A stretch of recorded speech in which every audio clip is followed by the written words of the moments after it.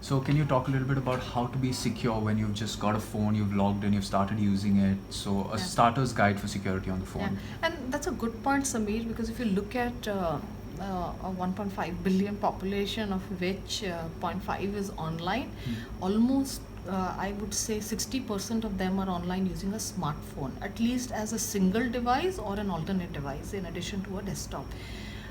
Some of the things that people don't understand, it's this little pocket that gives you access to a big wide world of internet, but there are little things that you need to take care there. One is your PIN and password. As soon as you enter your phone device, there's a lot of information you store on the phone. So make sure that your PIN and password is absolutely foolproof.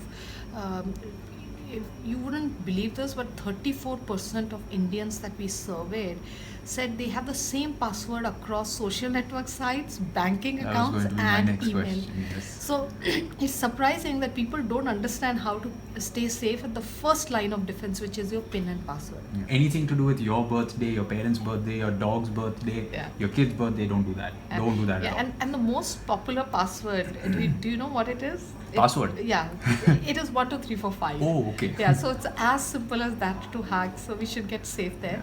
The second part, when you move from the UI to the operating system, we spoke about it. Make sure that all your operating systems are updated, because the organization, whether it's an Android or an iPhone.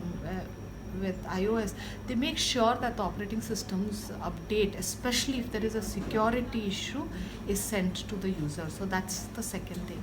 The third thing is absolutely being conscious of apps that you download. While most organizations do a lot of review of the kind of apps that they would release on their store, it is still important for a user to understand that when you are downloading an app, what is the control that you are giving to the user, to the app. So for example, you are downloading a fashion app, but it asks you a series of questions, but I want to get that app downloaded, so you do tick, it's already And this downloaded. includes questions like, can it access your microphone, your call logs, your Call, SMSs? contacts, everything. And are those needed for that app functionality? They're not needed, but there are different ways for people to really get your information and then misuse it tomorrow. So there are a lot of, for example, Android itself with Marshmallow gives you a pop-up of these permissions when you are installing an app. BlackBerry has DTech, which is their pre-installed software, which essentially does the same thing that Marshmallow does. Similarly, you have a lot of third-party apps, some developed by Indians as well, Yeah. about same showing you the permissions and warning you when a certain app is getting permissions for a service it does not need. So A, does it make sense to have such apps on your phone, or is it good enough that you have Marshmallow and above phone? And also, does it make sense to install any kind of antiviruses on your phone? Yeah, so antivirus is definitely. I don't know about some of these apps and I wouldn't endorse them, but I think for the operating system of the organization, they are pretty much well built to take care of user safety. So that should be a good foolproof mechanism to stay safe.